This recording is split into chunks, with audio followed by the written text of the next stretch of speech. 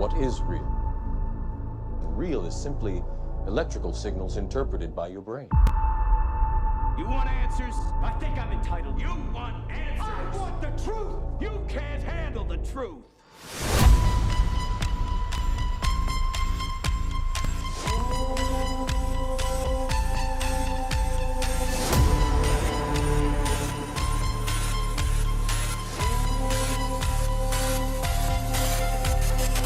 Open your mind.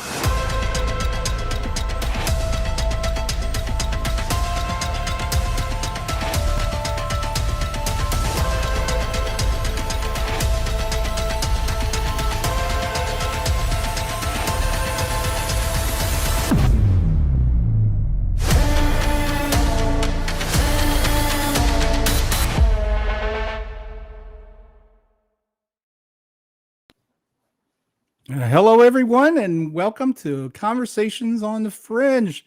I am your host, Jeff Spike Wong, and today on Conversations, we have a fantastic guest. She is the creator of Project Camelot, and she is probably one of the most, I would say, groundbreaking investigative reporter, researcher, journalist of our time, because the amount of work that I've followed and have seen her do in the last 2 decades, I haven't seen anything comparable to it. So without any further ado, let me go ahead and introduce Kerry Cassidy. How are you today? Hi, I'm good. How are you? I'm fantastic. Thank you so much for joining us for the conversation. So let's let the conversations roll. I know everybody's been waiting and excited about it. One of the things that you and I kind of touched base on before we get this going is about whistleblowers. So can you bring that up and kind of start us with that? Sure. So I've been doing this for around 20 years now, and just want to say that I wanted to focus a little bit on how whistleblowers are being sort of treated differently.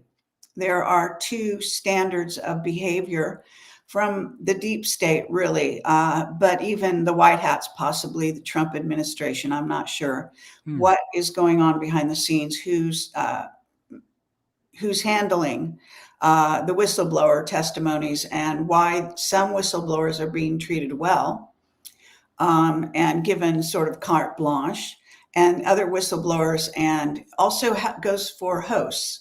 Some hosts are being given opportunities, and other hosts are being kept out of the game. So I actually am in the latter part of the hosts. Even though I don't know if you want to call it risen to the top or whatever it is, I do have an audience, but it's a good thing I have an audience from the past. Otherwise, they might have been able to sort of lock me out a lot easier. And so, I'm still slugging away over here. And I just want to say that there are 2 specific whistleblowers I would focus on right now, but there's really many, and everyone might have a different story. So first of all, there's Grush. David Grush, and everyone probably knows that name if you're familiar with this subject matter. David was an Air Force. Yeah, that's correct. And actually, I should get this up a little higher. But anyway, I everything is sort of in disarray here in my place. Sorry about this, because I had one of my computers was broken, and I took it in, and then when you bring it back, you think everything will be fine, but of course it's not, and that camera is not hooked up somehow. I have to push the right button, so I've got this haphazard thing in the background. Sorry about that. No problem. Anyway, to get back to the subject, so David Grush is, well, I guess we basically say that Jeremy Corbell and the journalist who is with him, who I got his name is always drawing a blank, but he's a very well-known journalist. The 2 of them are a team on these broadcasts, and I guess I sent you the link, right? Yes, and I watched that video. Yeah. Right. Okay, so did you get the?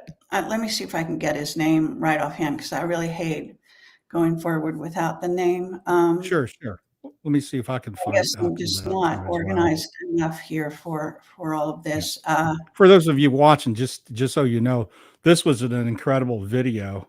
Jeremy Corbell, right? And Mhm. he was doing basically a breakdown of David Grush. And the gentleman he was with, what is his name? George Knapp, That's it. right? Okay. So yeah. So Oh, we lost Kerry. Well, we're going to have to get her back. So let's just wait a second. So basically, Corbell and Knapp had basically a podcast, really digging deep regards to David Grush and who he was and the kind of disclosure he had with Congress. I mean, these are things I remember reading, but I remember thinking to myself, okay, here's another guy that's going to come in that's going to say things that we already knew, or it's not going to tell us enough. Because usually when we get into this UFO disclosure thing, that it kind of just, it seems like, oh, you're telling me the same story that I already knew. Similar stuff like, the Roswell or the lights over in Arizona. It never seems to ever break that bubble. And that's the part that drives me nuts. Because if you've been around this ufology, or they call it UAP now, I mean, come on, you can spin it any way you want. Something is going on. Something shows up in our reality, and often in crafts, in different shapes, different things on this craft. There she is. Let me get her back on the stream real quick. Hey, there you are. sorry about that. So what I was trying to say here is David Grush is a whistleblower. He was mainly went forward in the early UAP hearings. And so what happens is he was then, I guess, harassed.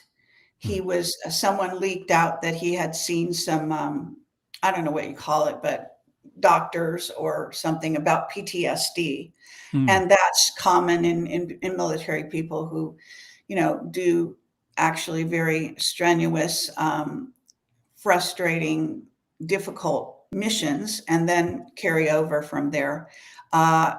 So a very close friend of his was him on the phone and committed suicide after hanging up. And that upset him a great deal. And it was something he had trouble processing as a military guy. So that really hit home. Obviously, it wasn't a stranger. It was somebody close to him.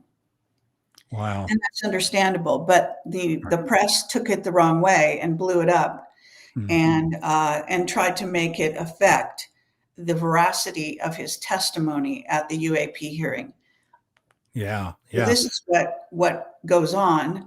And in that case, some dark side of the CIA or whatever organization was behind all of this, having to do with the secret space program and their efforts to keep, on the one hand, to have disclosure, on the other hand, not to allow disclosure and to mess up disclosure as best they can, which is also going on right now with 3i Atlas. And we can, dive into that if you like after. Absolutely. But so I had been focusing on another whistleblower called Borland, Dylan Borland, who's a more recent he testified also at the UAP hearing, but the more recent one. And so we've had 3 UAP hearings that I recall. Okay. I think that's 3. Yeah. So over the last 3 years. So Borland, all he did was see a UFO, believe it or not, fly over his base. So he supposedly didn't have any missing time, but of course we don't know. But he doesn't think he did. All he did was see it. I think it was a triangular craft, and he just flew very low over the base where he was living. He shared that with some of his, a fellow officers, or not officers, but military guys anyway. And the word got back to the higher levels, and they brought him in and eventually fired him. But first they tried to mess with him, took away his certain, I don't know, badges, whatever. And then they also shifted him from the United States military to what's called BAE, which is a British aerospace. Interesting. Kind of, a very strange lateral move, which was, I guess, designed to put him sort of ill at ease in some form or fashion, which it did do. And he persevered, though. He tried to. His story is fascinating. It's really 3 videos now, again with George Knapp and Jeremy Corbell, interviewing. So I just want to say that these 2 cases are really interesting. And then there's a third case. I'm not going to name the person. Okay. But I met the person in person. And he's a military guy. Okay. He's doing disclosures that are the most outlandish disclosures. So you would think the person who just saw a UFO, like, why would they even interfere with his life? I mean, that's just harmless, right? Grush is another matter altogether, but he was an intelligence agent. He was decorated. He's impeccable credentials and everything else under the sun. Even Borland has impeccable credentials as well. So then this other one, who I'll just call Jay for just a use of a name. So this person, he's basically been given a sort of a red carpet, and they, he got interviewed a number of times by a well-known person. He got books written about him. He got like the whole 9 yards as far as being covered in the media, and access to media. And that continues to this day. So it's uncanny. Now, I would like to interview Grush and Borland. And of course, if anyone knows them and sees this video, maybe they can get word to them. But I have also tried to interview a number of whistleblowers, but they won't let these people talk to me. So any military whistleblowers coming out now are not allowed to talk to me because I'm considered to be too dangerous to talk to. You're right. And I've been told that. Yeah. Because I actually follow the dots. And when I ask a question, I don't let the person just slide with some kind of answer and just, kiss their ass. I actually delve into sort of all aspects of it. And so that shouldn't be a problem. Sort of hair. Anyway. Yeah. So that's a story with the 3 whistleblowers and how differently they're being treated. One is also getting plenty of, I guess, financing. He is locked down in the sense that he's working for them as a disclosure witness. And that's, in other words, that's a military sponsored disclosure, right? Yeah. Yeah. So then you go over to the Sean Ryan's show, where Sean Ryan is doing a good job, but he's basically doing exactly what I've done for 20 years for a much shorter time. And not sure that's really his background as a journalist, but he's become one. So well, I think he somehow got onto the platform, and I think the powers to be decide to make him. Right. Well, whatever, however it happens, I'm just I brought him up because he is a person who has been in the CIA. I think he says that openly. I think he tries to say he's retired. He's probably not retired. You never retire from those agencies, as you may know. Yeah. And I know several agents that would probably back me up on that. Yeah. So I'm just trying to show people how this playing field that they think is equal, where it's just we're all equals, and there are people that are broadcasting, the broadcasters or influencers, whatever you want to call us. And then there are the so-called whistleblowers, many of whom are not even whistleblowers at this point. Some have military backgrounds, some have documented backgrounds. Other people just say they were in the 20 and back, Right. situation, and that's all you have to go on. Their word of mouth, I guess. Right. So I'm just saying that this is a very controlled. Mhm. People are not treated fairly on either side of that spectrum, Mhm. and so it's tilted, and so people are getting the wrong impression. I think by and large, they don't know who to really focus on, Yes. and the ones that the military give some kind of strange access to Mhm. are not actually. We don't even know if how much truth there is. Okay, and then so there's always the looking for the actual truth. Right. Right. I So think. Well, I think there's a big part of this disclosure with whistleblowers that seem to be allowing to tell us technology, and maybe just the surface of top 2 tiers, and that's really it. But when they start to tie into certain spirituality of it or certain history out of it, they seem to oh no, let's not go there. So I noticed there's a gate, if you will, that stops that. And your hard work for the last 2 decades with Project Camelot has touched so much across the board that I think that's the reason why they went, we can't really let her in, because she will open the entire door. And that's going to absolutely change the entire dynamic of humanity. right, and what's coming forward right now actually is there was some outing today, I think it was, on the Richard C. Hoagland news group, but it was also out there somewhere in the media where a certain group of people, I don't think we know their names, are coming forward saying that things in terms of really SSP, but they're not calling it that, of course, because no one will touch that name, Secret Space Program, even though we've been even having conferences with the name for many, many years, and having, whistleblowers on stage and all of that. Not just me, but many people. So there's a whole contingent of people that know that name, know what it entails, and so on and so forth.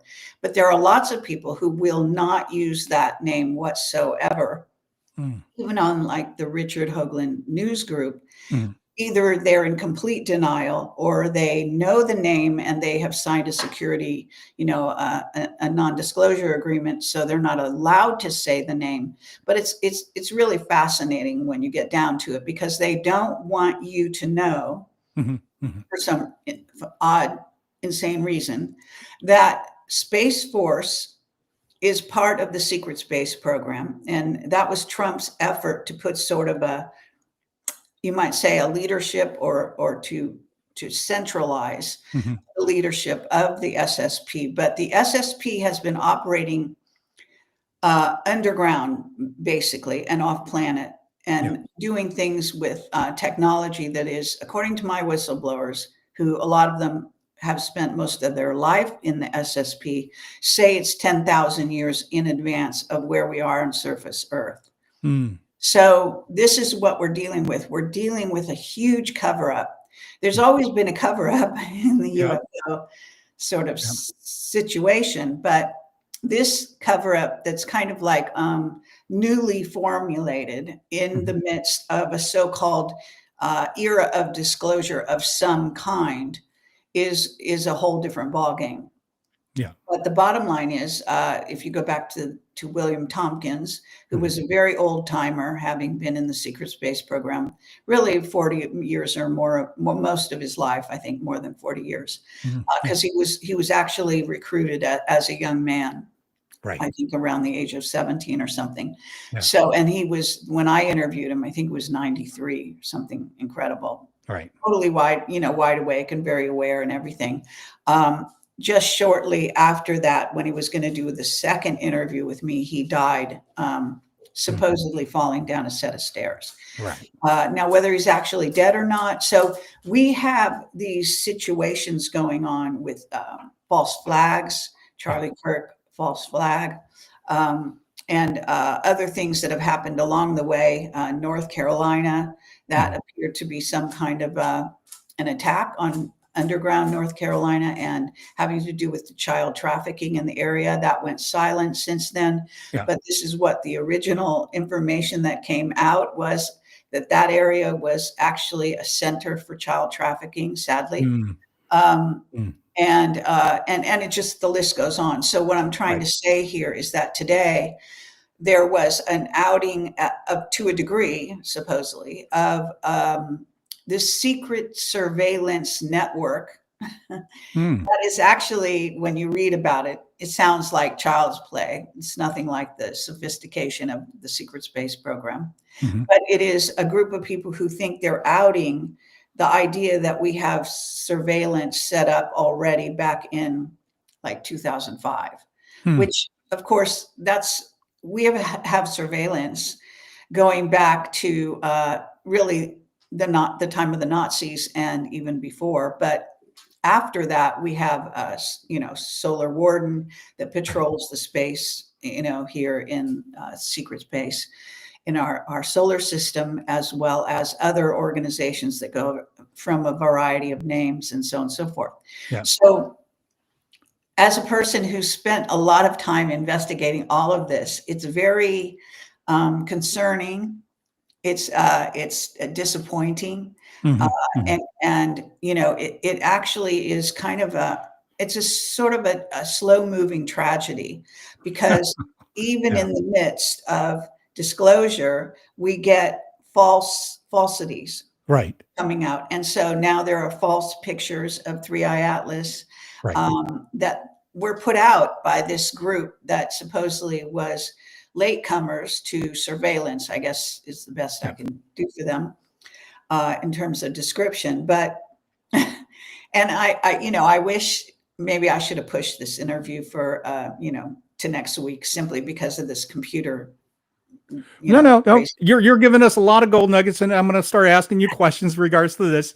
When you're saying surveillance, we're talking about watching us on planet humanity. They're surveying us. No, actually, watching space, watching, so and looking at overall, knowing that there are incoming craft. So when you get into the Three Eye Atlas information, what you have to keep in mind is that we have been surveilling our space, and that, the whole point of having a space force or even a secret space organization, which is building colonies off planet, making deals with alien races, having every kind of interaction that you can imagine, making deals with these races on who they can abduct and who they can't abduct. In other words, making all the decisions for the public that the public should be involved in, that a portion of the UN, a secret portion of the UN, is involved in. And I know this through several whistleblowers that have told me this, where they have meetings in Exeter, in England, for example, and in Peru. And when you see there's an earthquake in Peru, for example, you can bet that there was probably a general ET meeting. And these are ET meetings that have ETs from all over the galaxies. So what we're being told is just a pack of lies in terms of disclosure. But even if it was something, even if these people could just say to them, realize that we're not alone, that would be a huge gain for their opening their minds and seeing more about the multiverses out there. But then you get the white hats that are relatively recent on the scene. And sadly, they don't want people looking at space either. And I've been told, they don't want me to talk to anybody, and they've shut me down in numerous ways. And behind the scenes, even had some of my fellow journalists been told not to interview me. I mean, this is the kind of thing that is going on. I just want to say, and it's time that somebody tells you all what's going on and the games that are being played. Okay. So, what are the lies that they're spinning on this topic? Well, I mean, or misdirections. There are things yeah, that there's a lot, but, yeah. let me also say this. For example, one more example is there's a whistleblower called Michael Herrera, Mhm. who I wrote a Substack interview about. Who he and a group of his fellow military officers or whatever were on a patrol in Indonesia after this massive earthquake happened. I think it Mhm. was. And they stumbled on a group of military that were all, I believe they were dressed in black, Mhm. with no insignia on their uniforms, Yeah. but they had a UFO on the back of I think on the back of some semi or whatever they call those truck Okay. things, Right. and humans in cages on there in there. Mm. And they were being picked up from this. What happens is that the people don't know is Mhm. they are actually taking humans from this planet and they are transporting them Mhm. to other planets, to other Earth-like planets, Mhm. and trying to build out the human race in that way. So they have Mm. captured these people when they get displaced, women and children, but also some men. And This they're is against their will, right? When yeah, they're they know capturing and nothing taking. about it. They are their minds are basic. Either they're on drugs or whatever they do, some kind of Mm. Yeah. process in which they don't really know what's happening to them, Right. and then they are transported off planet. So then there was evidence because there were remote viewers that also viewed. Not only did Michael Herrera come forward to testify, Mhm. and he wanted to testify at the UAP hearing, but I think they prevented him from doing so.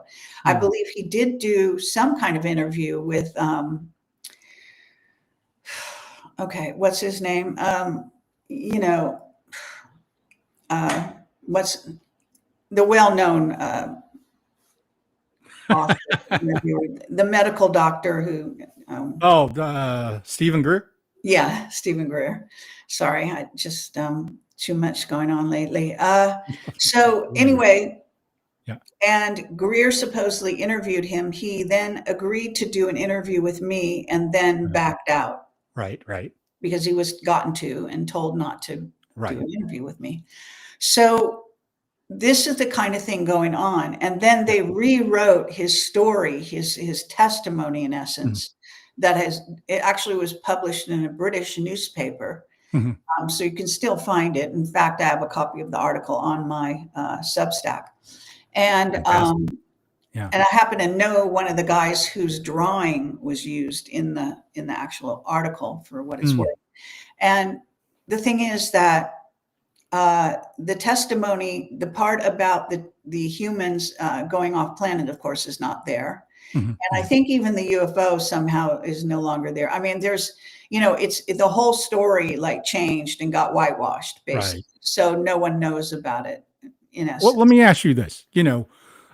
With this so-called kidnapping, I mean, let's just be real here. They're taking people without their consent. Right. What is the earliest that you would remember in any kind of research and documentation that this is happening? Because as I'm growing up in the 70s, my first introduction to UFO was Eric Von Däniken, Chariots of the Gods. Mhm. So that opened up my eyes. And then I saw something when I was 16 that took me even further. Then, of course, later on, I found you, David Wilcock, on and on and on. And the thing is that it never seems to, kind of give us a clear picture as the audience, if you will, to know when did this happen. I mean, we know about Tau 9 with Eisenhower, right? That came in the mid 50s.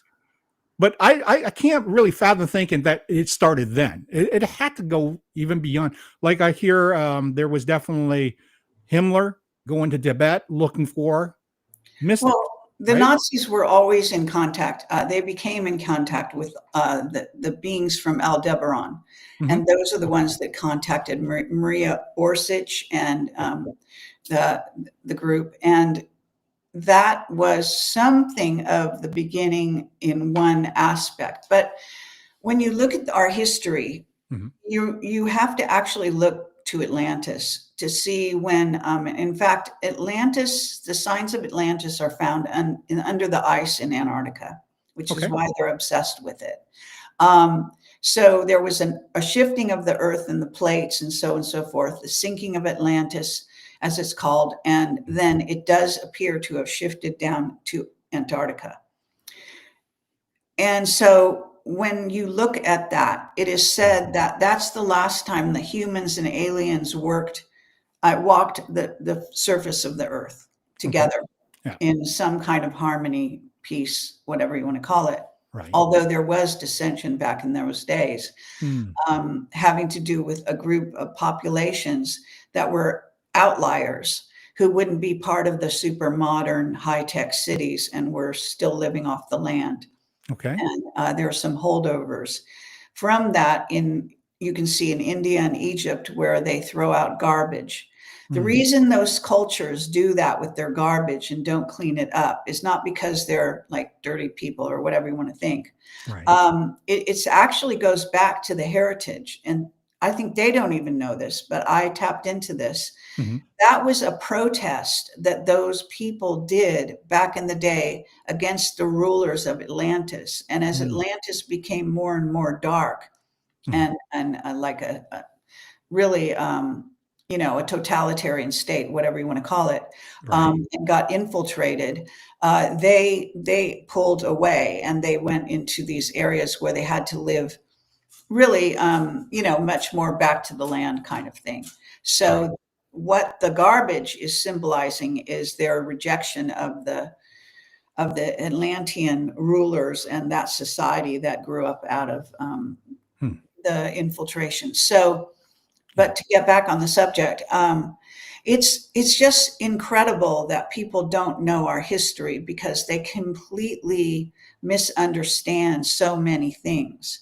And this is where recently 3-Eye Atlas and its symbolism going back to the Anunnaki, their occupation of our world, their effort to rule us, Anu's effort to become the what is in essence the God of the Bible. So people think they're talking about God when it's not actually God. It's actually Anu, who is vindictive, who is not a high level, enlightened being, and wanted worshipers. This whole idea of worship comes from there, and so on and so forth. So it's very important to when you take these trails back and you begin to see how humanity has been coerced and corralled into a certain kind of belief system by virtue of lies from these incoming races that had high technology, and so they were dazzled with it and that sort of thing.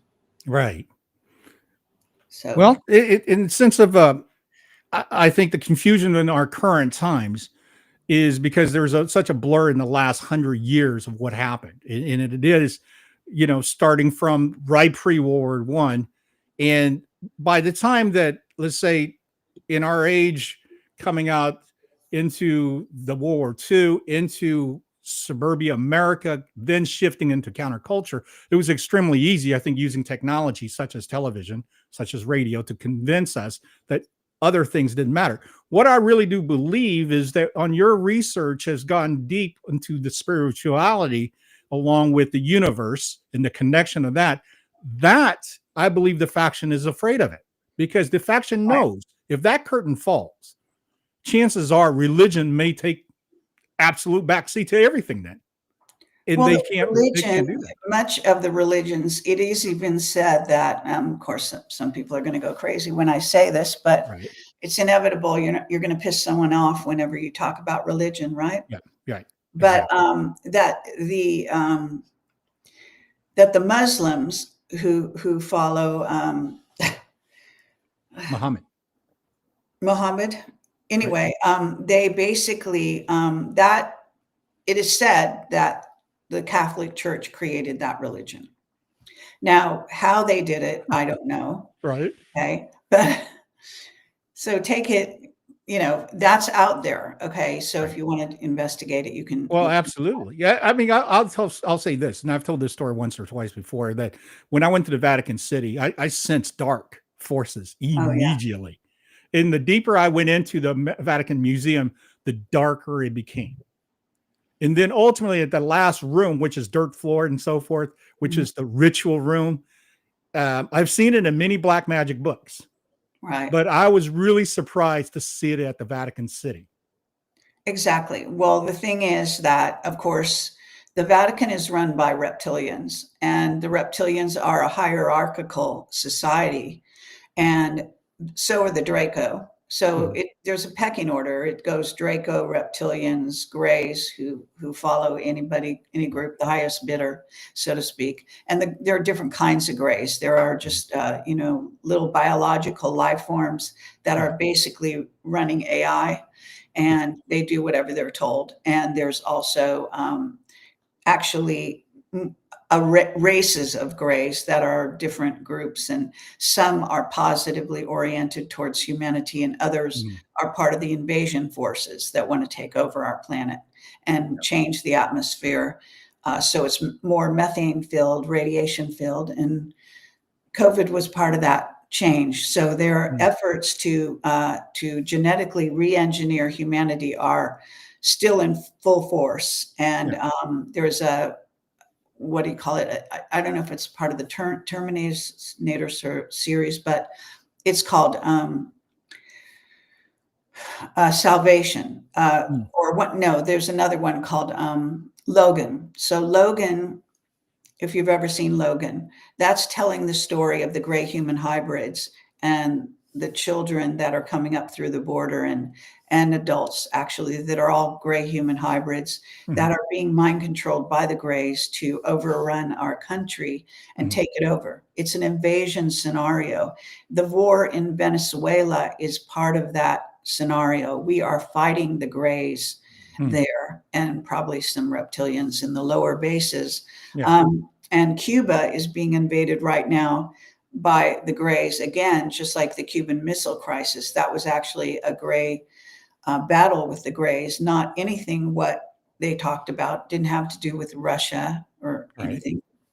Except, we were learning Russia wasn't involved in a lot of stuff through our history. Yeah, so, and they somehow got the villain hat to sell to the rest of us. Who did what? I said, the Russians seems to be the scapegoat. They were given the hat to wear to be the enemy, and they convinced the whole generations of Americans to believe this through, of course, propaganda. Well, they're not the enemy, actually, but China is now putting missiles in Cuba and underground, and they are also being run by certain alien races that are trying to help them take over the world as well. So there's a huge drama going on that most people are not aware of. There's a group of people, especially a lot of the younger people that are sort of new agey, and they want to believe that everything is going to be hearts and flowers in the future, and that they're going to be given, some of them are even believing that 3i Atlas, which is an AI craft, is going to give them some level of enlightenment or something towards transcendence and so on. This is all complete bullocks, but they are being deceived, and willingly so, sadly. So this is, I know we're jumping around a lot, but if you start looking at the scenario the way when I've been looking at this for so many years, and I can see, these things that have proven to be actually a lot more dark than people would like to believe. So humanity is fighting a battle for our sovereignty, for our freedom, for awareness, for enlightenment. This is an ongoing battle, and they are nowhere near completed, or, we're not near the end at all. Right.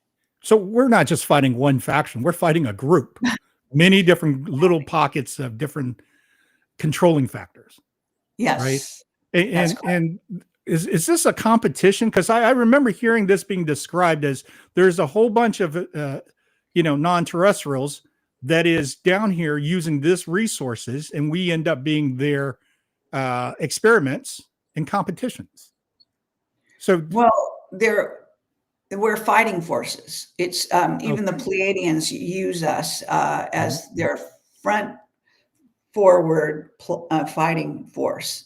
And this is something that William Tompkins talked about. He didn't talk a lot about it, but he did make references to it that were very clear. That we have been trained and Pleiadians, I don't think even keep that much of a secret. In other words, they need help with dealing with the Dracos and the reptilians. Right.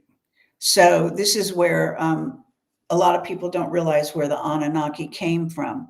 The Anunnaki started out as humanoid Pleiadians that actually, I don't know why they dropped their frequency or they went in a different direction, became rogue, as they call it.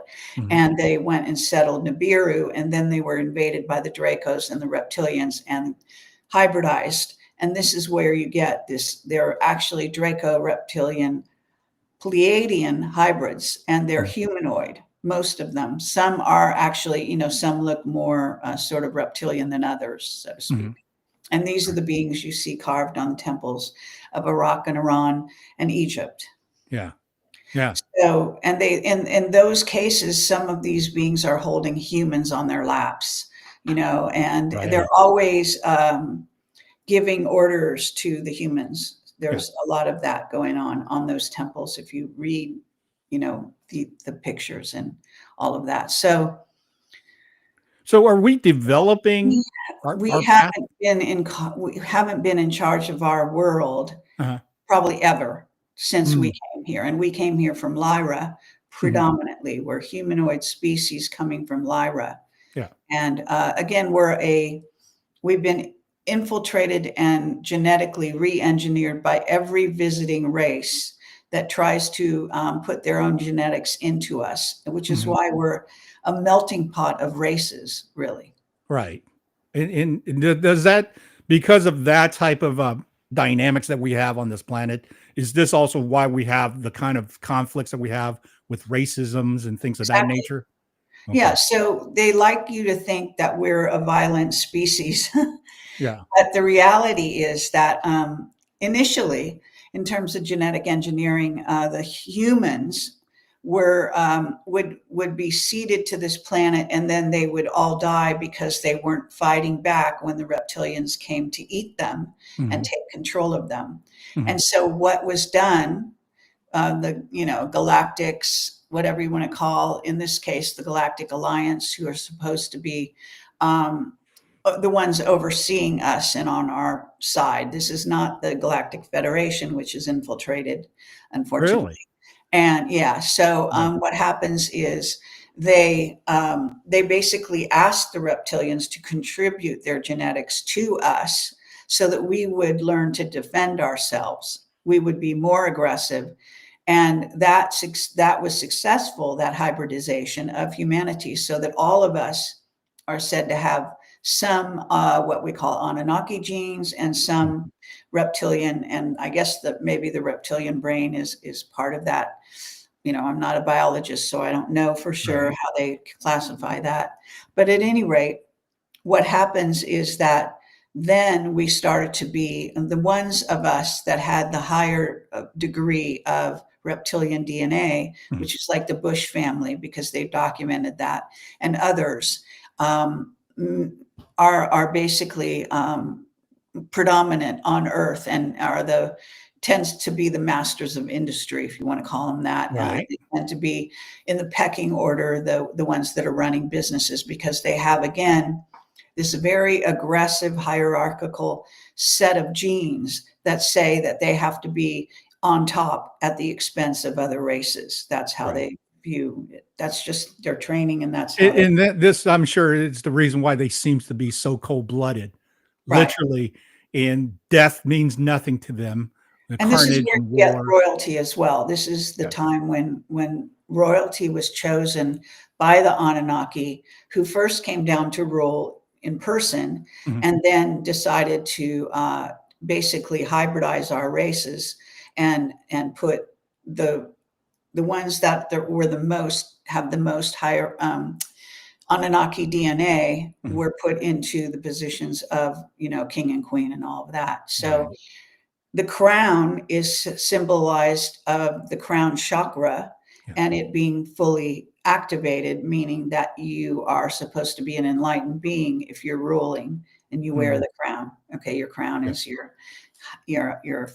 crown chakra. Right. So these are all things that most people don't know. To me, this is just common knowledge, and I don't think anything like it's no big deal. But when I talk about it, most people have no idea. They've never heard this talked about ever. Right. And sadly, even the yogis in India, many of whom know this story and know exactly what I'm talking about, don't talk. So there's this lockdown on telling humans the truth, you know. And why do you think that? I mean, if you have the knowledge and you know, is it that the faction that if you open your mouth and become the voice, that they'll just say, well, we'll just remove you, and then we'll just keep everybody dumb like mushrooms? You know, yeah, they kill you. Now, Charlie Kirk is kind of an example of that, because 107 at least let it slip that Charlie Kirk was basically chosen to be possibly the next candidate after Trump, representing the MAGA. Sure. And so I believe that they staged his death so that, because the Israelis and that, which is very locked in with the Anunnaki, we're going to probably take him out anyway. So they decided to, step forward and give him a chance to stay alive, so that he can come back in the future and take his role that they would like him to have. Well, if he comes back, don't you think at that point that everybody would go, what?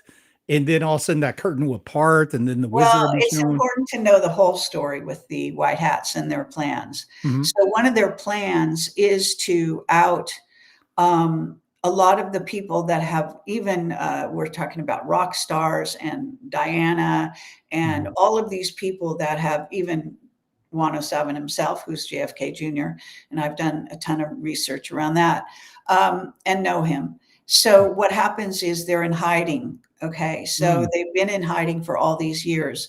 At some point, in theory, that was part of the white hat agenda, was to bring all these people who, even Jim Morrison is alive, according to Sean David Morton, even talked to him on the phone. That I think Elvis Presley is probably that guy, Bob, whatever his name is. But yeah, not hiding, kind of hiding in plain sight at this point. But at any rate, there's this situation where people are, what we call suicided, or fake, their death fake or false flag or whatever.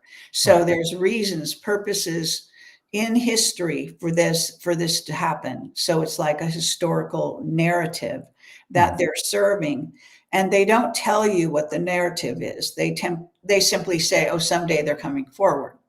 You don't know how it's going to happen. But once they start realizing, even during this time when they've been arresting some people, in theory, in Guantanamo or somewhere like that, holding, tribunals, executing some people, and then putting clones in their places or doubles. So a lot of this has still been going on. And I think in the future, when they do out all of this, God forbid that they are stopped from outing it, but people will realize the real truth of our history, and that these people did not die. Some of them went into hiding, in essence, like Michael Jackson, for example. Yeah. Well, Michael Jackson back in the late 80s was involved with cloning facility up in Canada. And that story came out, I remember, in Southern California. And it was, I think, one time shown. It was talked about. Michael's doing this, and everybody's excited, and poof, that story was never talked about again. And I remember at that distinctive time, it's going, what is going on? Because there was other evidence, because Clinton was in office at that time, and they were showing variety of holding like camps throughout America already back then. And so there was people that was questioning that. But the thing that really surprises me overall is that now we have somewhat understanding of non-terrestrials. We have some understanding now that the history is throughout this planet, and this planet may be even bigger than we anticipated, right? So the thing is that by already understanding this, I mean, I think if we took a poll, that there's overwhelming more than half of the society on this planet believes there's lives on other planet, other places, whether it's be Right. in the ocean, I mean, underneath I us. think you have to be deaf, dumb, and blind to believe we're the only No, beings in the absolutely. world. That's insane. Yeah. But I mean, I talk to people every day that have no idea. So, Well, and is they it don't because the mind control? Do you think that Yes, they're actually don't work it into their everyday perception of reality. right? So they like to put all of that over in the conspiracy bucket. And Right. even people that are involved in this kind of sector and know the truth, like again, Sean Ryan will say, "Oh, I don't get into conspiracies," like it's a Right. bad thing. As far as I'm concerned, conspiracies are just a way of life. It's just when two or more people get together to plot against another group of humanity. Hmm. So it's just, that's been commonplace in our cultures forever. Right. So this is always going on. So And the story that came out to us, let's go back to the Tau 9 Eisenhower, that two groups came out to offer us deals. One of them was going to really change all of us. The other one was going to give us technology and swap of, bodies for humans. And this was the deal he took. I personally think that I understand he was a general in military. technology for human abductees being abducted. Well, right. He was supposed to be trading them. They were supposed to return them for research. And obviously they reneged. Not do. I Right. mean, other than they allowed them, the hybrids, to live if they were the right kind of hybrid for their purposes. But they also, took a lot off planet, fed on them. They eat us. Right. They feed on our what's called loosh, from our Right. animals and all Can of you that. tell us a little bit more about that? I think a lot of people are really not understanding this fear factor of humanity, mind control, Well, and producing loosh for this actually gets into Satanism. I mean, that's the Mhm. bottom line. That's why we have such a epidemic of child trafficking and satanic practices. Yeah. That's all wrapped up into that, and that's what what ICE is actually having to deal with. Mhm. It's black magic. It's also taking your victim and torturing the victim so that the adrenochrome raises up in the being, and then supposedly they get killed at the height of that terror, really. Right. And then they say that, I mean, it's horrible. So I really would rather not talk too much Okay. about it, but they feed on the victims at Mhm. that point. There's a very good discussion, I guess you might call it a discussion, with a doctor. His name is Dr. Bogner. He's on my website. He's a wonderful doctor that works with children Mhm. and hallucinogenics and various alternative therapies for working with children with, different kinds of illnesses. Mm. And by doing that, is he just a healer, or is he noticing there's a pattern? Yeah, he studies adrenochrome and how adrenochrome operates. Yeah. Okay, adrenochrome. So what they do is they kill the child or the Right. human, and then they take the glandular stuff, which apparently is an aphrodisiac to the reptilians and the Right. Greys and Draco. Right. And they feed on that, but then they also take that and have now turned it into in Hollywood and elsewhere as an industry. So it's an Mhm. industry of adrenochrome production Mhm. that gets put into certain groups of beauty products, believe it or not, Mhm. to where humans in Hollywood get addicted to those products. Right. And then if they have it for a while, it's basically Kundalini, if you know anything about Eastern philosophy Yeah. and all of that. It's orgone on the west, it's Kundalini on the east. Those are just words, but it's this energy that you generate, that we humans generate. naturally.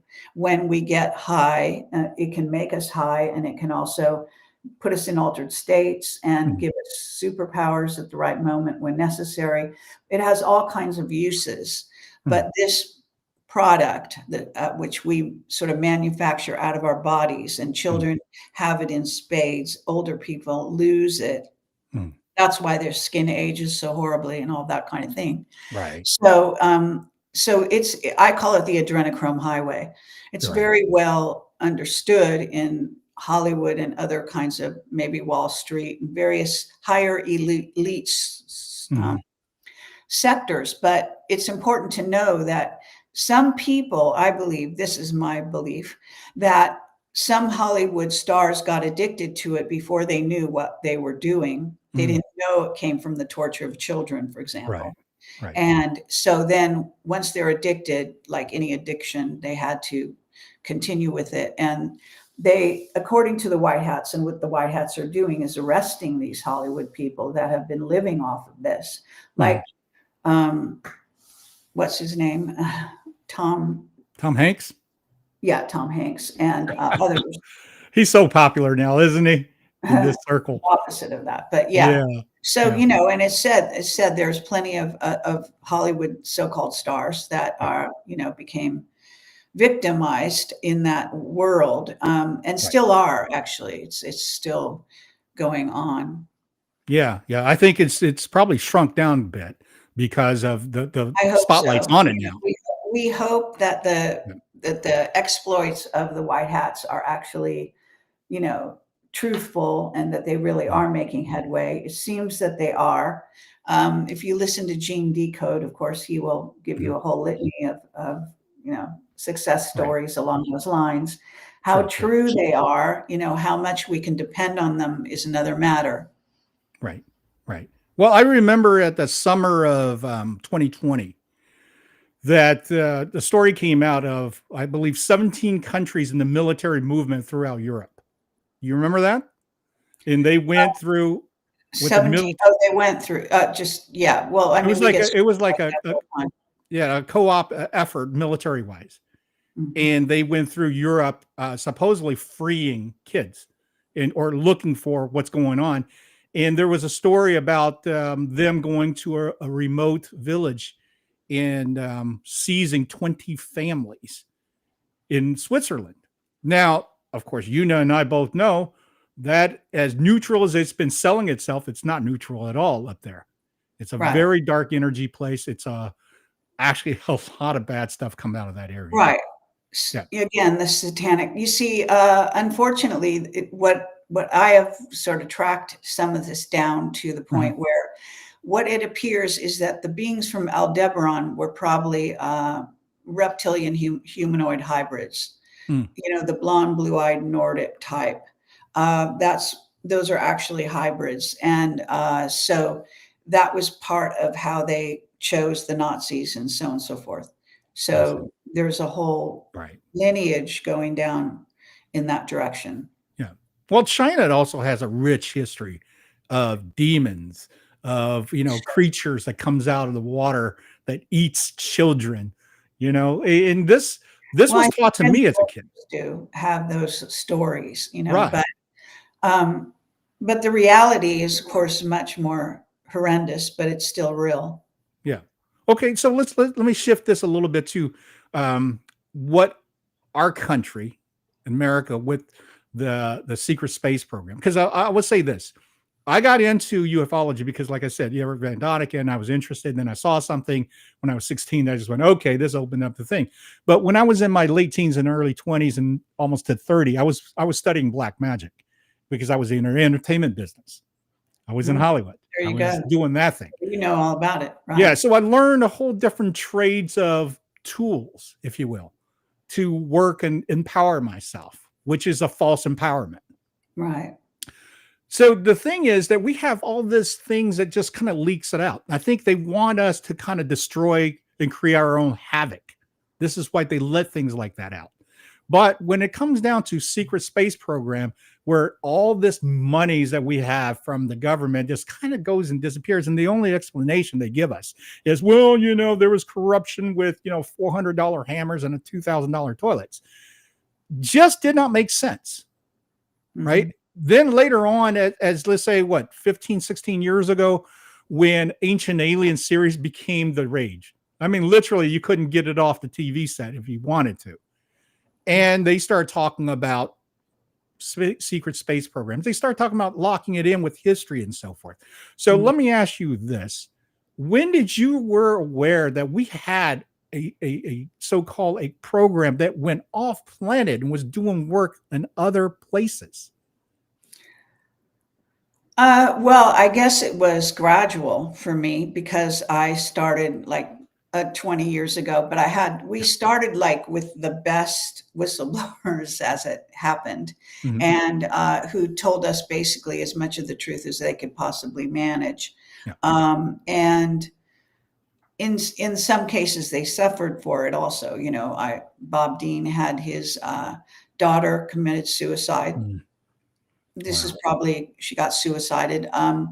And Clifford Stone, a wonderful disclosure witness, his son was killed in a motorcycle accident. So this is how they pay back members of their organization, the Old Boys Club, all of that. And when they start disclosing the truth. And that's still going on, right? So well, the thing is, with the secret space program of using so much of our monies and not really telling us where it's going. This is from the beginning of Project Camelot. I mean, in some ways, we were among the first that actually used video to convey a lot of this stuff. There were interviews being done in the past, even using video, but they didn't do that video online, because YouTube didn't even exist. I mean, I was with, one of the first YouTube directors. So So it's from there on that we got the testimony right away about the secret space program. Now that rumors and information and leaks had been coming out, maybe you know about the, I think it's called the Branson disclosures. Tell us about that. Well, can you brief it? Look it up in the internet.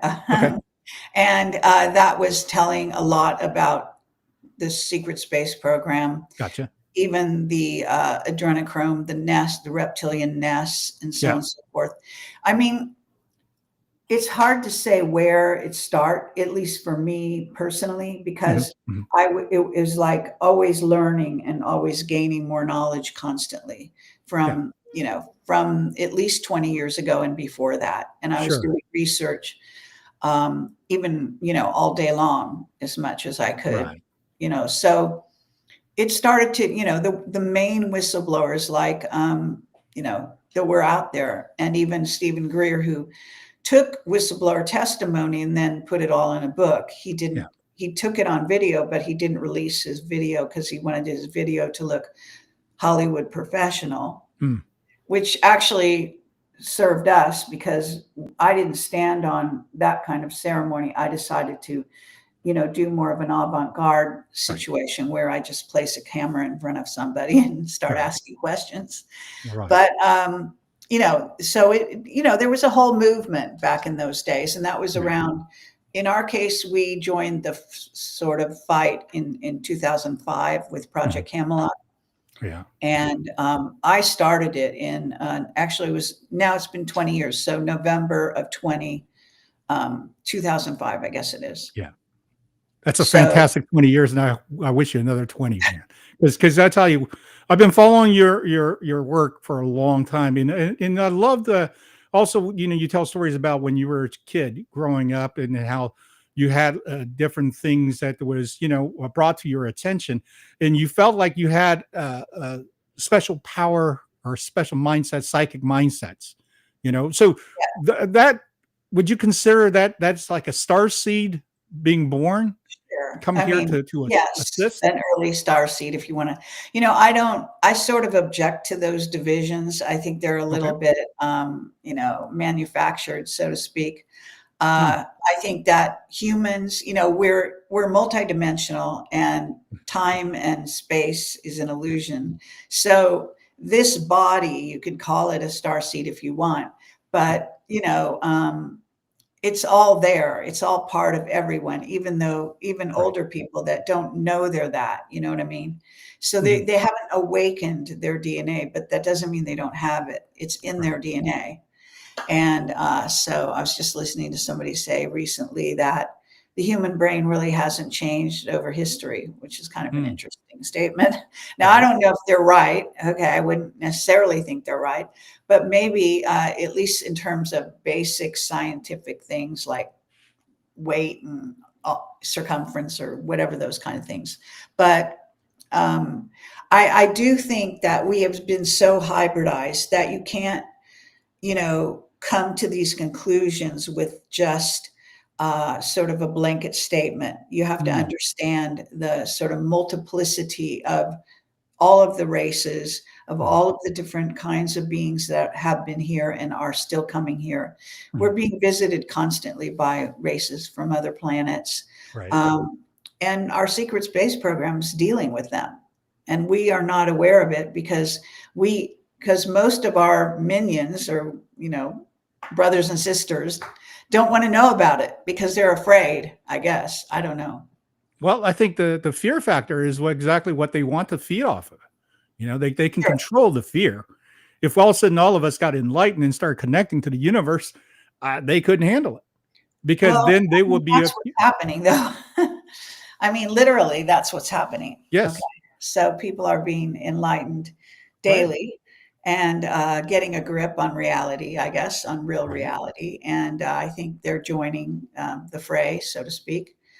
You were talking, I think, early in this interview about ancient aliens. Well, the fact that a show like that could make it out there. Then there was the Steven Spielberg series called Taken that was very graphic in terms of the fact that there was abductions going on and genetic re-engineering.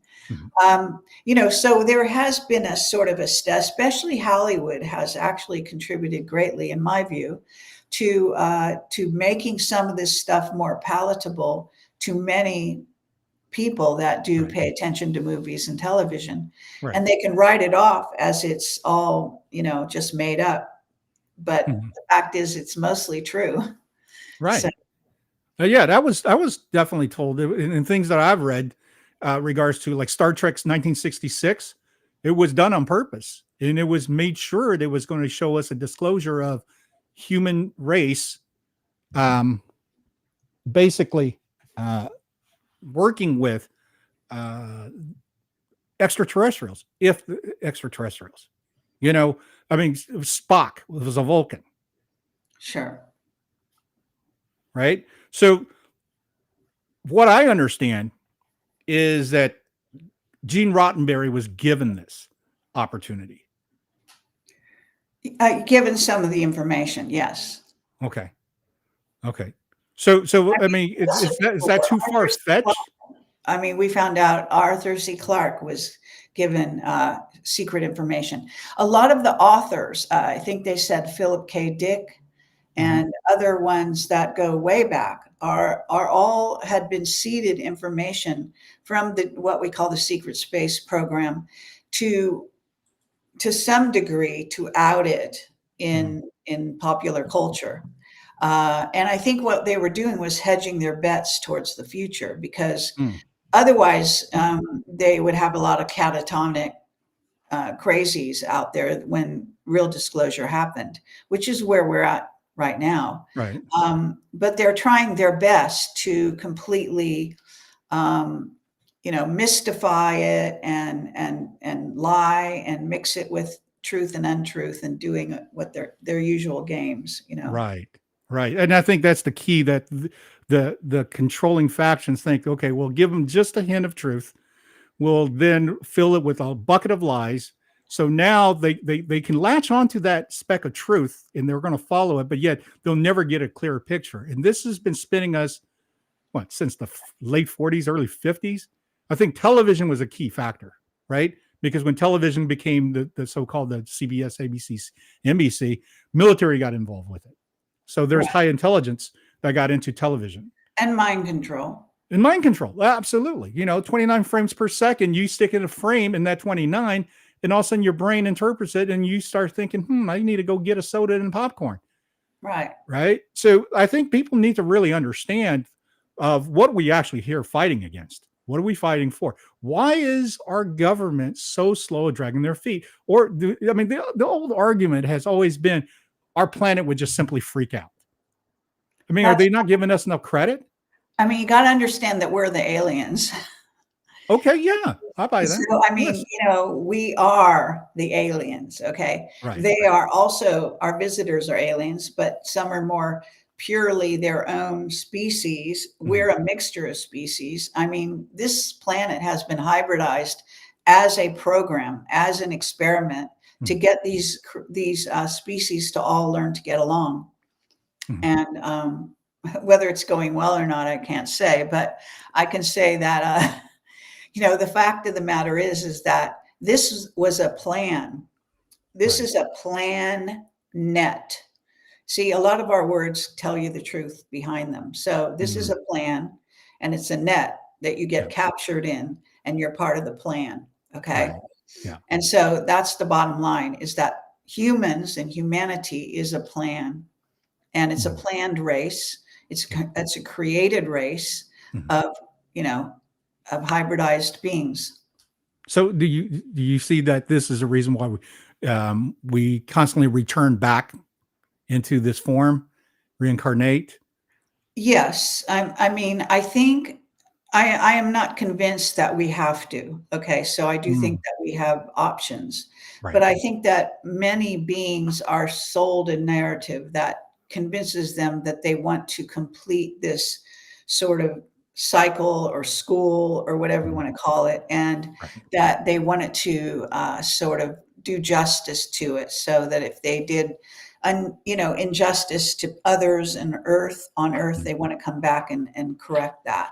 So that's at least the philosophy that we're sold, and to me it does make some sense, actually. Sure. Well, one thing I always try to share with everyone is not to buy into so much of the third density matrix, the circus, if you will. The lowest form of circus that we're currently dealing with, of course, is gambling, pro sports, entertainment, television, all these things that people are just mindlessly giving all their energy to and getting nothing in return. Yes and no. So the purpose of entertainment or entrainment, or also entertainment, is that all beings, actually Mark Richards said this, he says that all beings like entertainment. They don't, that this is kind of like, it's part of the fact that we are time travelers by nature, and that we actually live multiple lives simultaneously. So it's kind of like we're just getting a glimpse into our other lives, potential lives, whatever you're attracted to, and that sort of thing. And you can, the more sort of meditation you do, the more you trip into these other realities and stuff. And you start to see that that's actually the nature of the multiverse, okay, is this fluidity that we have.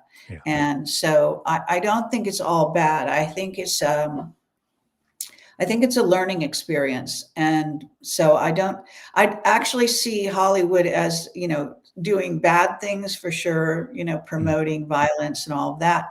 But on the other hand, I also see it as, being a very good tool for enlightenment. Yes, I agree. It seems to be somewhat lopsided, right? Because when you tune in, let's say, yes, no question. Especially, I think, but then so has religion. So everything is like that, Right. And I think that's confusing to a lot of, I would say, people that's in their teens going into 20s and maybe 30s. Okay. By the time you're 40, I think there's somewhat of a comfort zone that you start to grow into. You start to understand life a little bit better, that you're not so still chasing craziness.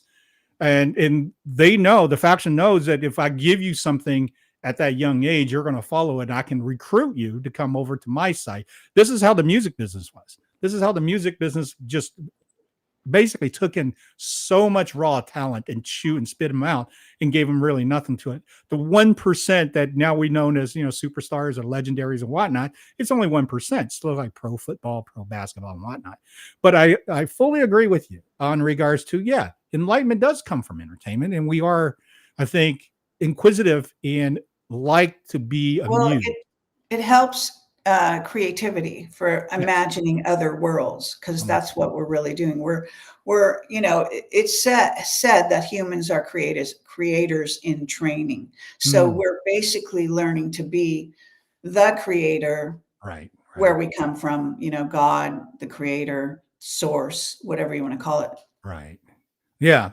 No, I feel that in my heart. I feel that in my connection. And that's the thing that by the time I cleaned up, and I had a rebirth at 29, just so you know, I'm 61 now. So I have first half of my life in a total dark place in a black arts. And then I have second half of my life striving for the greatest of the greatest enlightenment. And to me, that was the best balance I could ever ask for in this journey, in this so-called experience. So at this point where what we're seeing here, I can see there's a lot of craziness that the people who are asleep, they're going to be even deeper sleeping because of the distraction just seems to be piling on. But the ones that is struggling to go, wait, this is not making sense to any of us or any of me within what is going on. I think this is why you're here. This is why I'm here. We became now the so-called the beacon, if you will, to say, no, you come look at this. Because what I would say we found out, pretty much that modern history has been manufactured. It's manufactured for the needs of the faction, not for the needs of us. Sure. Right? Well, I mean, everything is actually deception. Yeah. In the root. But I think that there is a way to find truth, and you can figure that out through what we call resonance, which is combining the heart and the mind and getting us a real sense of what resonates. So I think that's the best way you can tell the truth from falsity. Yeah. Trust your heart. Yes. Kerry Cassidy, I love you dearly. I think you're one of the best researchers I've ever found. And I'm not saying this because I'm talking to you. I'm saying this because I've been wanting to tell you this for years. And it's just that, for everybody out in the audience, have no idea. 5 years ago, I'm listening to the podcast going, wow, this is great. But I could never do this. 5 years later, here we are. And I'm getting to ask questions. It's been burning inside me. And we could do this for hours. I promise you. That's good. One of these days, we need to do a show on Voyager, Oceana Dean. Sure. I think that's a fantastic path. Yeah. Also, all your experiences traveling through Egypt and seeing the sites, I would love for us to deep dive a little bit deeper on your personal experience on those. Okay. Because I'm happy to do all of that. Yeah. Yeah. So can you tell the audience in regards to your Project Camelot website and all the videos you have available for everyone to check out? So what we're doing is in, March of 2021, due to the COVID sort of censorship, I was taken off of YouTube. I had a YouTube channel with 70 million viewers worldwide. I think about 360 something subscribers. And overnight, they deleted my channel because Robert David Steele came on in a video and said one sentence. But that was what happened. And so what happened was I had already registered, because this was happening to a lot of people back then. And so I was making preparations to move my channel anyway, because it was getting tighter and tighter, and more videos were getting, strikes, as they called them. And so I was putting a lot of videos in unlisted. And so what happens is that's when I had to go bring in everything onto my website and onto what's called odyssey.com. But now we're moving all the videos into Rumble. So I don't know how far along we are, but we're definitely trying to get the whole library over there, which is probably around 3,000 videos, give or take. It's very hard to count them, and they attacked us through the years. So even my radio shows were attacked. So it's hard to know exactly how big my library is, but it's in the vicinity. And they're not all whistleblowers. There are people in all walks of life, really, that I tend to go towards any kind of conspiracy, any kind of paranormal, anything to do with, enlightenment or whatever. I mean, so I've interviewed all kinds of people everywhere. And being online, of course, where we started out traveling the world literally with a camera. Camcorder, and then that became expensive and difficult, so we had to end up doing it online, which thank God became possible around that time.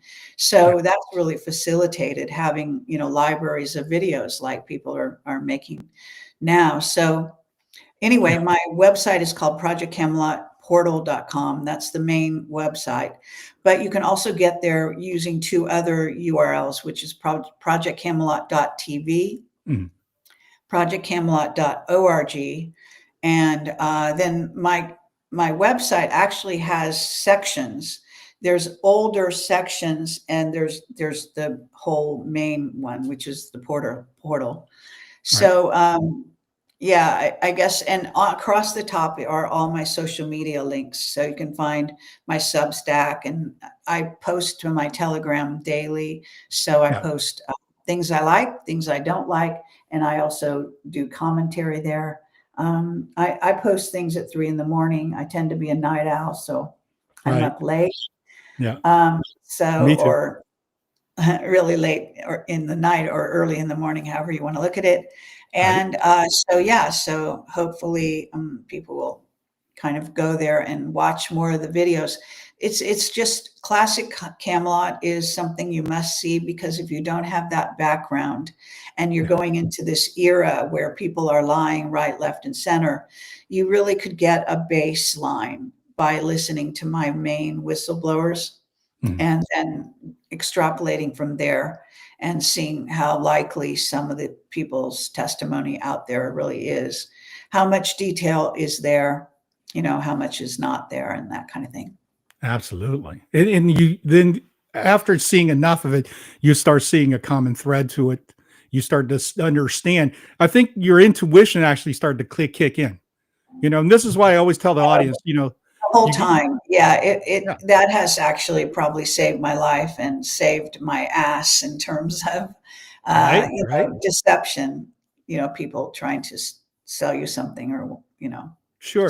some untruth. Yeah. In for the audience who wants to learn more, I can't encourage enough to really understand what's going on with our society, with our world, with our government, with our programs. This isn't something new.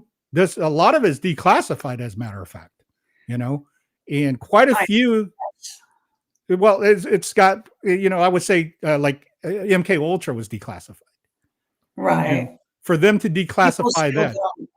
It may be declassified, but like I was just explaining at the very beginning of the interview, the people that are coming forward, even like Grush, everything Grush said, we already had whistleblower testimony on in Project Camelot years ago from that.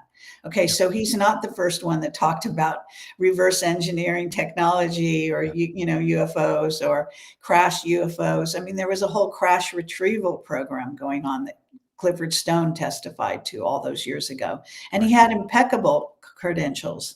And it just goes on from there. So just want to say that you can say it's unclassified, but these people are being tortured. They're being raked over the coals. They're being discredited. They're being, their lives are being ruined. If you listen to these videos and hear what they're saying, all because they're talking about even just like a sighting over a military base. That's just insane. I mean, it's just how it's really a double standard, and they're being very hypocritical. So I guess the only way you can really narrow that down is by bringing forward the truth and not letting them get away with the hypocrisy. But the trouble is that our judicial system is completely controlled by the Anunnaki and by the dark side.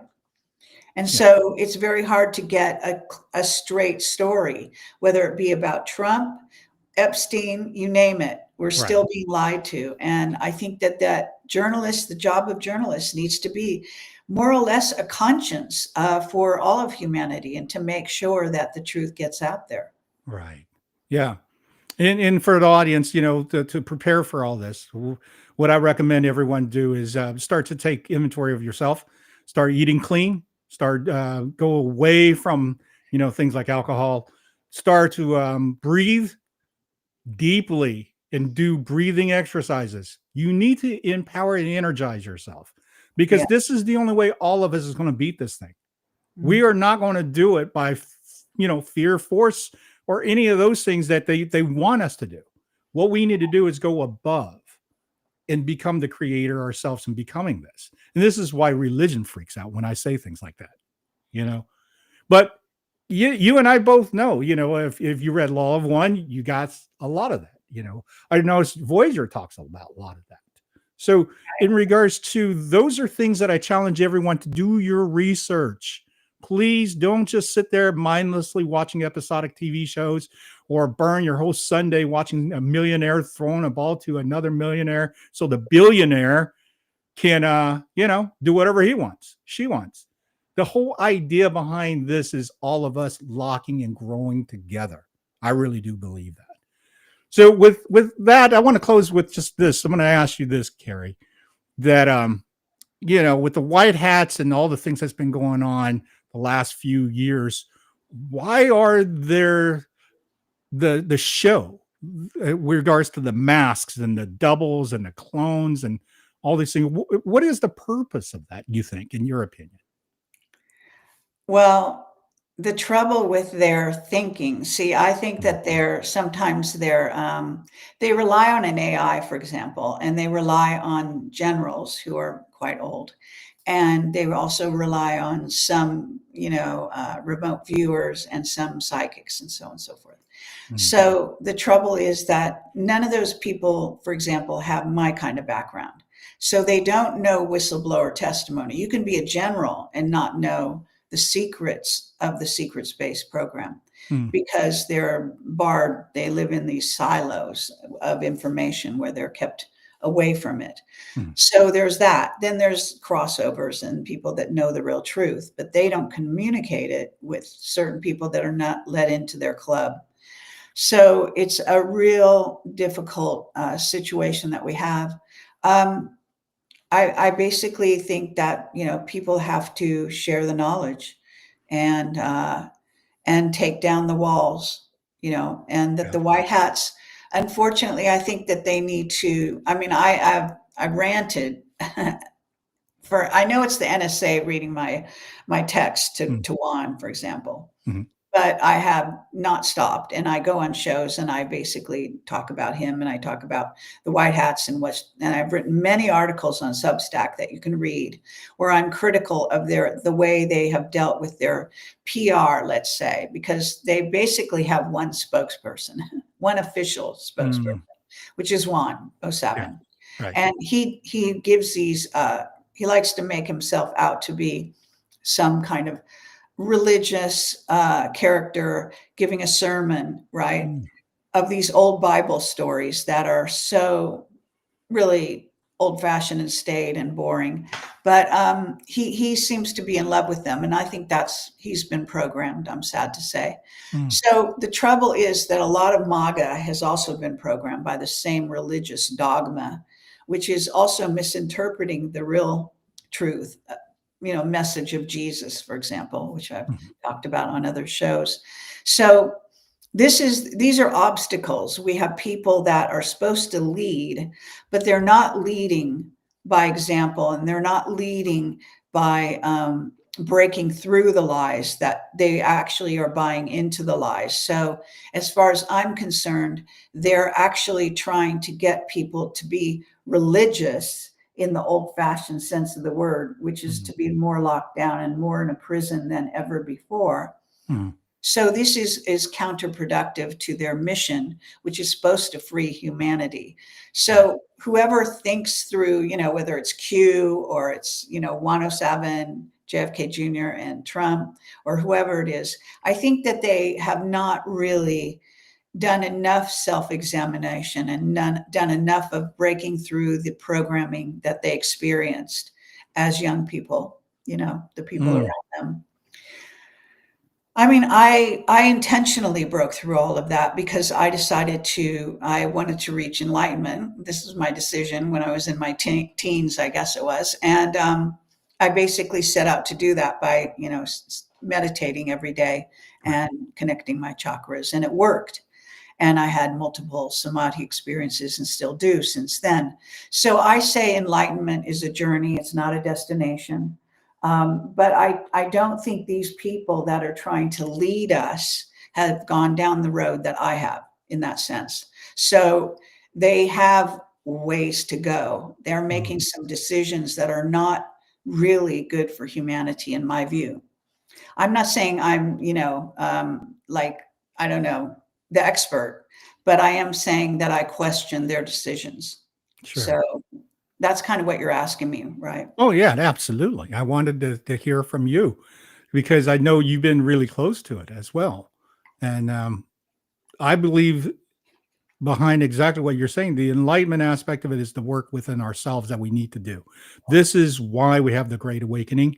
This is why this whole event is taking so long to come to fruition. Although it seems to be every other month there's, it's coming, it's here, it's July. Well, they're getting constant pushback from the dark side. It's also, there can be some degree of egotism, underestimating your opponents and how long they have been in control, right? Yeah. Okay. And I think that we can never do that we have to be very careful not to underestimate the power of evil and what's going on here on the planet. Right. So it requires a special kind of leadership, a special, insight into human behavior, understanding what's really going on. But if you haven't breaking through the religious bars of religion and the lies of the reptilians and through the Catholic Church and the rest of it. Yeah. And they're not, there's all religions contain a lot of falsity. It's just, if you haven't done that work, then you really have to dig in and get rid of a lot of that stuff and understand, when they reinterpreted Christ's words and they want you to go through Christ to get to God. That's insane. Okay.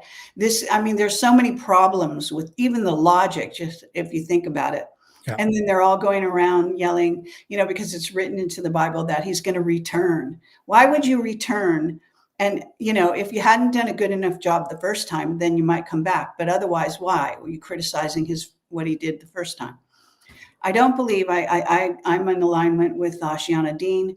You have to see what resonates. I don't believe that Christ was crucified.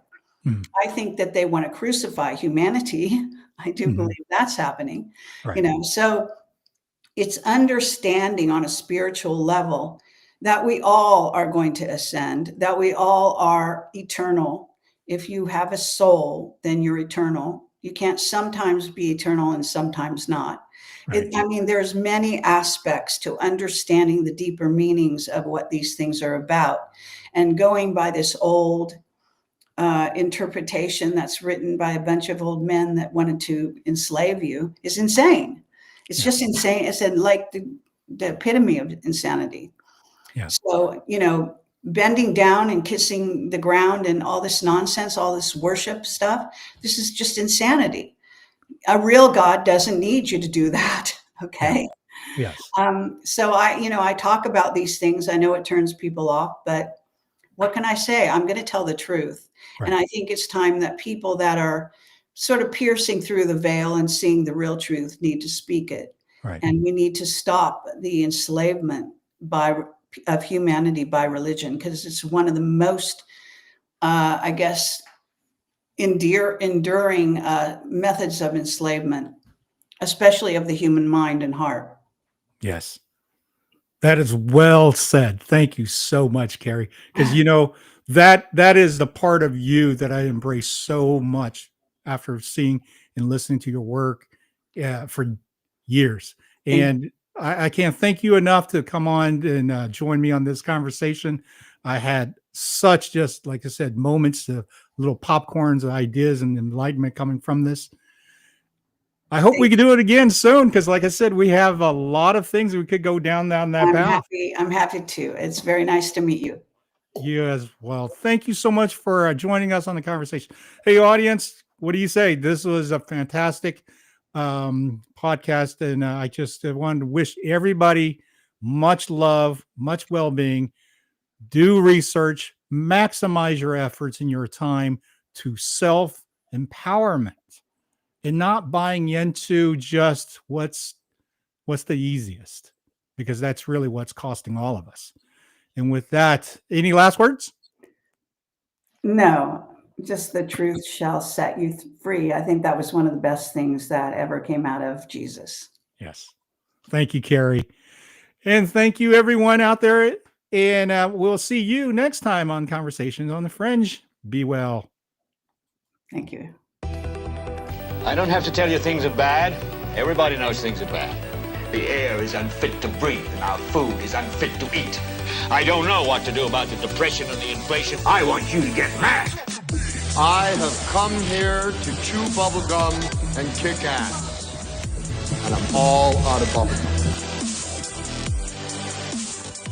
People should not be afraid of their governments. Governments should be afraid of their people. The more you fuck around, the more you're going to find out. These people are still a part of that system, and that makes them our enemy. We accept the reality of the world with which we're presented. It's as simple as that. I want you to get up right now and go to the window, open it, and stick your head out and yell, I'm as mad as hell, and I'm not going to take this anymore!